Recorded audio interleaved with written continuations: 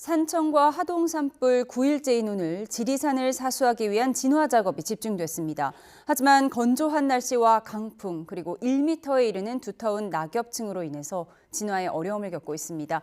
이병두 국립산림과학원 산림재난환경연구부장과 함께 자세히 알아보겠습니다. 어서 오세요. 네, 안녕하세요. 네. 우선 지리산 상황부터 보겠습니다. 그곳 지역의 주불 진화율 99%라고 하긴 하는데 지금 상황 어떻습니까? 네, 여전히 이제 99%를 지금 보이고 있는데요. 그 계곡에 낙엽이 많이 쌓인 곳에서 지금 불길이 조금 남아 있습니다. 그러면 왜 이렇게 좀 끄기가 힘드냐라고 말씀을 좀 지적을 하시는데요. 일단 여기에는 이제 낙엽층이 1m 이상 이렇게 쌓여 있고 그리고 또 빽빽한 게 나무들이 구성이 되어 있어 진화 헬기에서 계속 물을 뿌려도 잘 스며들지 않고 있습니다. 그러니까 낙엽층이 워낙 두껍기 때문에 윗부분만 적시고 밑에 쪽은 이렇게 충분히 물이 들어가지 않고요. 그러면 이제 지상 진화대원들이 접근해서 마지막으로 잔불을 다 정리해 줘야 되는데 여기가 그 접근로에서 그러니까 숲의 길이죠. 접근로에서 굉장히 많이 떨어져 있습니다. 그렇다 보니까 체력적으로도 한계가 있고 해발 고도가 942m가 넘는 지역입니다. 그래서 진화대원 중에서도 체력이 아주 강한 진화대원들을 골라서 여기에 지금 투입을 하고 있는 상황입니다. 예, 지금 저희가 보내드리는 저 화면이 이제 낙엽을 긁어내는 화면이잖아요. 사실 낙엽층이 저렇게 1m면 사실 4살 어린아이의 평균 키 정도인데 이만큼 쌓였다는 거를 아는 국민들이 많이 없었을 것 같습니다. 그러면 불이 꺼진 것 같아도 저 속에 숨어 있을 수 있다 이런 말씀이시죠? 네, 맞습니다. 지금 자료 화면을 보시면 계속 그 긁어내도 그냥 낙엽이 끝없이 나오는 것을 볼 수가 있습니다. 이제 저 정도까지 쌓이다 보니까 위에서 진화 헬기로 물을 뿌려도 밑으로 이제 충분히 들어가지를 못하고 있고 그 밑에서 불이 좀 잠잠 숨어 있다가 다시 이렇게 또 올라오고 이런 것을 반복하고 있습니다. 그러니까 불이 숨어 있다가 바람이라도 불면 더 크게 번질 수 있다 이런 우려가 있는 것 같은데 지금 이렇게 어두워진 야간 작업은 어떻게 진행될지 이 부분도 걱정입니다. 네, 지금 그 화면에서 보시는 것처럼 산불 특수 진화대가 지금 투입이 돼서 저렇게 방화선을 구축하는 작업을 하고 있고요. 많이 힘들었지만 지금 또 다행스러운 것은 호스를 1km 이상 연결을 해서 저 지역에 지금 지상에서 물을 공급을 하고 있습니다. 물론 어려웠던 작업인데 지금은 물을 사용해서 조금씩 불길을 잡고 있습니다. 예, 저렇게 손으로 하나하나 낙엽을 긁어내는 작업이 얼마나 힘들까 싶은데 또 지리산 숲의 구조가 사다리형 연료 구조다 이런 얘기도 있던데요. 사다리형이라는 게 어떤 이야기죠? 그러니까 이제 지표면에서 나무 위에까지 연료가 좀 많은 편이다 이렇게 보시면 되는데요. 저기에 보시면은 이제 지표층에는 1m 이상의 낙엽들이 쌓여 있고 또 바로 위에는 지금 대나무라 할까요? 조리대가 보이잖아요. 그러니까 조리대가 또 중간에 있고 또 나무 윗부분에는 이제 소나무와 같은 솔잎이 있고 그러다 보니까 지표층, 그다음에 중간층, 윗부분까지 연료가 이렇게 사다리처럼 연결되어 있습니다. 그래서 이제 사다리 연료라는 표현을 쓰는데요. 이거는 이제 한번 불이 붙으면 쭉 연료가 타고 올라가기 때문에 그만큼 화염의 높이가 많이 높게 올라갈 수가 있죠. 그러니까 사다리형처럼 이렇게 구조를 따라서 불길이 번지는 지금 그런 형태라고 지적을 해주셨는데요. 지금 지리산 이야기를 좀 해봤는데 굉장히 큰 피해를 본 또 경북 의성 쪽으로 가보면 주불을 잡았다고 했지만 또 오늘 다시 재발화했다고 했잖아요. 그곳은 지금 상황이 어떤 거예요? 네, 맞습니다. 그 주불 진화를 했는데 왜 자꾸 헬기가 들어가서 불을 끄냐 이렇게 좀 궁금해하실 거예요. 근데 이제 주불 진화의 개념은 산불의 외곽 경계를 다 꺼서 이제는 안에 있는 산불이 밖으로 못 나갈 정도로 됐다라는 게 주불 진화의 개념입니다. 그러면 안에는 이제 불이 있을 수가 있겠죠. 그래서 그 불을 잡기 위해서 조그마한 연기라도 보이면 거기에 가서 다시 물을 뿌리고 또 진화대원들이 들어가서 다 흙으로 덮거나 그리고 완전하게 진화하는 작업을 앞으로 아마 일주일 정도 더 진행할 것 같습니다. 보통 주불을 껐다고 하면 불이 다 꺼졌다고 생각을 하니까 이 주불이라는 용어 자체가 오해를 불러일으킬 수도 있다 이런 지적도 있더라고요. 네, 그래서 그냥 쉽게 생각하시면 주불은 이제 큰 불이 다 꺼졌다. 하지만 이제 그 안에 잔불들이 좀 남아 있다 이렇게 보시면 될 것 같고요. 그래서 이제 주불 진화가 왜 중요하냐 그러면은 이제는 이제 산불이 더 외곽으로 확산이 안 된다. 하지만 안에는 불이 있다는 그런 개념이거든요. 그래서 지금 정말 주불 진화도 힘들지만 이제부터 더 힘듭니다. 그러니까 잔불을 아주 지리한 작업을 반복적으로 수행을 해야 됩니다. 그러니까 조그마한 연기라도 관측이 되면 그 불이 커지기 전에 가서 또 물을 붓고 끄고 이러한 작업을 최소한 일주일 동안은 수행을 해야 될 겁니다. 어떻게 보면 잔불 진화 작업은 사람이 하나하나 수작업으로 해야 된다 이렇게 봐도 되겠습니까? 네, 맞습니다. 그래서 좀 잔불 진화를 도움을 주기 위해서 드론을 띄우기도 합니다. 그래서 드론을 띄워서 전체적인 것을 쭉 찍어서 매핑을 하게 되면 어디에 불씨가 남아 있는지가 나오거든요. 그러면 그 불씨를 찾아가서 직접 끌 수가 있는 거죠. 예. 경북 지역의 경우에 뭐 사람이 뛰는 속도보다 불이 번지는 속도가 더 빨랐다 이런 네. 분석도 나오는데 경북 지역의 경우도 앞서 말씀하신 것처럼 지리산의 경우처럼 이렇게 낙엽층이 많이 쌓였다 비슷한 원인으로 봐야 할까요? 네, 맞습니다. 이번 산불 같은 경우는 저희가 이제 시간당 8.2km였는데 저희가 산불을 연구하는 사람들이 가지고 있는 데이터보다도 훨씬 더 처음 있는 일입니다. 그러니까 기존까지는 시간당 5.2km가 좀 관측이 된 바가 있는데 분석된 바가 있는데 이번 산불 같은 경우는 그것보다 훨씬 더 빨랐고요. 그다음에 경북 의성 산불 같은 경우는 강한 바람을 타고 또 한꺼번에 이제 많은 연료들이 한꺼번에 타다 보니까 화염 기둥, 불기둥이 만들어졌어요. 그래서 그 불기둥을 타고 높이 불씨들이 올라갔고 그 불씨가 또 서풍을 타고 막 날아갔거든요. 그러다 보니까 산불이 쓱 이렇게 지나가는 것보다도 날아갔기 때문에 속도가 엄청 빨랐습니다. 예, 지금 저희가 보여드리는 화면이 이렇게 도로를 타고 대피하는 분이 제보자의 영상을 찍어서 보내주신 경우거든요. 이렇게 도로 양쪽으로 불길에 솟구치는데 대피하면서 얼마나 무서웠을까 싶은데 지금 이 과정에서 참변을 당하신 분도 있잖아요. 네, 이렇게 네. 도로 대피는 어떤 식으로 해야 하는지 매뉴얼이 있을까요?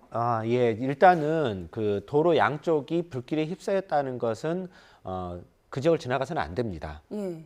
그 지역을 왜 안 되냐 그러면은 저희가 국내 사례도 이미 발생을 했지만 해외에서도 산불 때문에 이렇게 돌아가신 분들을 그 사례를 많이 분석을 해보면 주로 그 양쪽에 휩싸인 불길을 도로를 통과하다가 많이 돌아가신 분들이 많았습니다. 왜 그러냐면 이미 주변에 온도가 충분히 올라가 있고 그 다음에 도로도 어느 정도는 온도가 올라간 상태에 있거든요. 그리고 불씨들은 날아오고요. 그러다 보면 대부분의 메커니즘이 차가 달리다가 타이어가 먼저 불이 붙고 그러면서 이제 차가 전소되는 그런 이유들이 많았습니다. 그래서 물론 이제 어쩔 수 없이 통과를 해야 된다고 생각하면 멈추지 않고 그냥 쭉 가셔야 되고요. 예, 선택지가 없는 경우가 많잖아요. 네, 선택지가 없는 경우에는 어쩔 수가 없습니다. 하지만 뒤로 가는 선택지가 있거나 아니면 그래도 차를 버리고 좀 안전한 곳으로 움직일 수가 있다면 일단 안전 공간에서 좀 있다가 그러니까 논이나 밭 주변에 논이나 밭 아니면은 산에서 좀 먼 곳에 있다가 나중에 불길이 지나가고 난 다음에 온도가 좀 떨어진 다음에 지나가는 것도 괜찮습니다. 예, 이번에 인명피해가 유난히 컸던 이유가 아무래도 그 지역에 노년층 인구가 많았기 때문이잖아요. 그리고 불의 속도는 빨랐고요. 그래서 이런 경우에 우리가 이제 앞으로 어떻게 대비를 해야 할지 이 부분을 좀 준비를 해야 할 것 같습니다. 네. 대피 체계에 대해서는 한번 전반적인 검토가 필요할 것 같습니다. 왜 그러냐면 이번에 우리가 느낀 건 뭐였냐면 산불로 인해서는 그동안에 사상자가 별로 없었어요.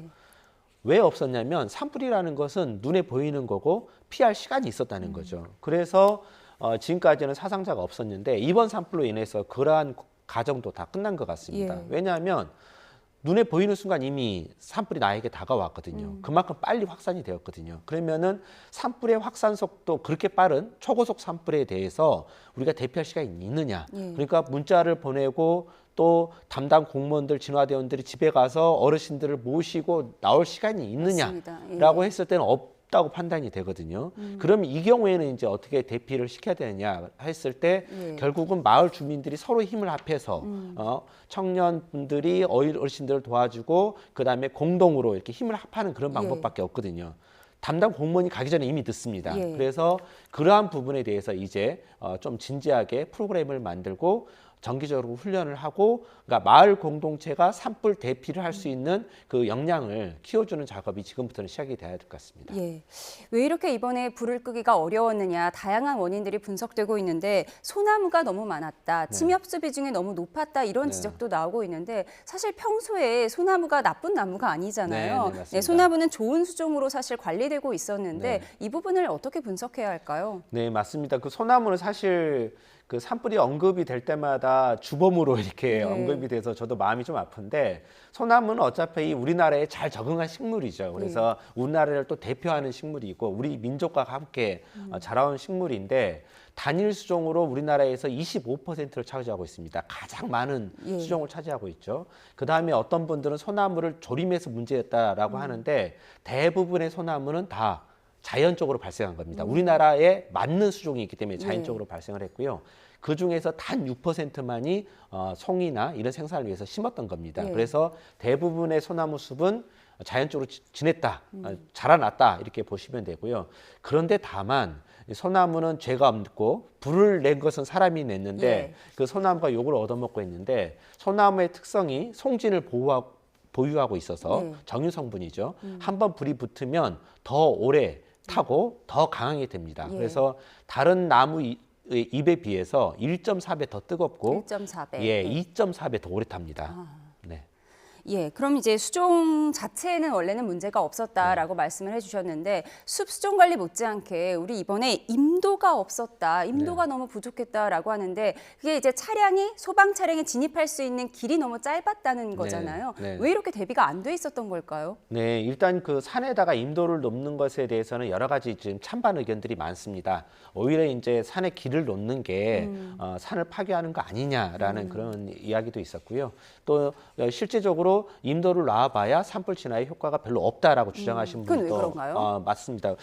그거에 대해서는 저도 의문입니다. 왜 그러냐면 우리 집이 있는데 소방차가 못 들어와요. 그러면 그런 집에 사는데 불안하지 않을까요? 그렇죠. 그러니까 내 집이 불에 타더라도 선택권이 있는 경우, 그러니까 소방차가 들어올 수 있는 경우하고 아예 처음부터 소방차가 들어올 수 없는 경우하고는 굉장히 차이가 크잖아요. 그래서 진화 차량도 마찬가지입니다. 산림에 진화 차량이 들어가게 되면 물을 공급할 수가 있거든요. 물을 충분히 공급할 수가 있죠. 많은 양을 공급할 수 있는데 진화 차량이 들어가지 못하면 사람의 힘만으로 꺼야 되거든요. 그러니까 사람의 힘만으로 끄는 거하고 진화 차량의 도움을 받아서 끄는 거하고는 그냥 비교를 안 해도 그냥 자명한 일이죠. 그런데 이제 그런 부분에 대해서 좀 찬반 논란이 있는데 이러한 부분들도 좀 명확하게 좀 이해를 하셔 주셨으면 고맙겠습니다. 이제 불이 꺼져 가니까 사람들은 이 원인이 사실 성묘객의 실화에서 시작이 됐잖아요. 그래서 이 처벌에 대한 관심도 굉장히 높습니다. 이 부분은 어떻게 되고 있죠? 네, 일단은 그 법적인 처벌은 실화로 불을 내면 3년 이하의 징역과 3천만 원 이하의 벌금형에 처해집니다. 근데 여기서 끝나는 게 아닙니다. 요거는 이제 형사적인 것이고요. 민사적인 이제 당사자가 됩니다. 그러니까 불을 내서 다른 사람들의 재산이 손실이 됐잖아요. 그러면은 그 손실이 된 사람이 이 불을 낸 원인자에게 청구를 할 수 있습니다. 실제로 그런 일들이 많이 있습니다. 삼척에서 산불이 났었을 때 그 불을 낸 사람에게 산림청에서는 불에 의해서 산림청에서 갖고 온 나무들이 불에 탔기 때문에 그 금액만큼을 청구해서 최종적으로 그 금액을 받았습니다. 그리고 이런 사례들은 앞으로 가면 갈수록 많아질 거기 때문에 벌금에 끝나지 않는다라는 점을 명심해 줬으면 좋겠습니다. 이제 뭐 처벌도 중요하지만 이제 이재민들이 집으로 돌아가는 과정도 중요할 텐데 집이 뭐 전소된 분들의 속상함이야 뭐 이루 말할 수 없겠지만 전소되지 않았더라도 뭐 재 같은 것들이 있어서 건강에 좋지 않을 수가 있잖아요. 이 부분은 어떻게 조언하시겠습니까? 네, 일단은 그 산림이 타고 또 집들이 타고 그러면 그 지역에는 매캐한 연기가 남아 있을 수 있습니다. 근데 이 매캐한 연기는 굉장히 건강에 좋지 않습니다. 호흡기 질환을 발생하기도 하고요. 그다음에 미세먼지나 초미세먼지는 우리가 기준치보다 수십 배가 더 많습니다. 그렇기 때문에 불이 꺼졌다고 해서 곧바로 가시기보다는 건강을 위해서는 그래도 연기가 좀 완전히 좀 사라지고 더 이상 이제 연기가 발생하지 않는 조건에서 돌아가시는 게 좋을 것 같습니다. 이재민들이 하루빨리 집으로 돌아갈 수 있었으면 좋겠습니다. 지금까지 이병두 국립산림과학원 산림재난환경연구부장과 함께 분석해봤습니다. 오늘 말씀 고맙습니다. 네, 고맙습니다.